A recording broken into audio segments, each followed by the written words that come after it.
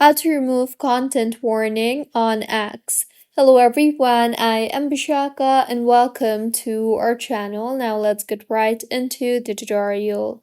Firstly, go ahead and open your preferred browser as this process cannot be done from the Twitter application itself.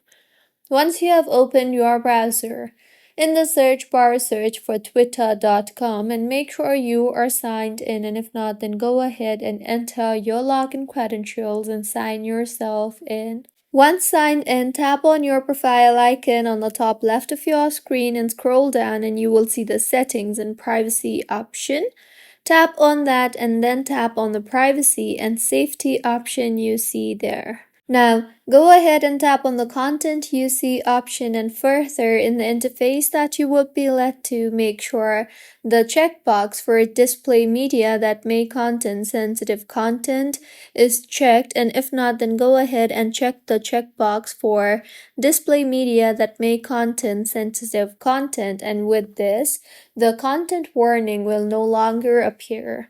So, this is how you can remove content warning on X. If you find this tutorial helpful, please like the video and do comment if you have any queries.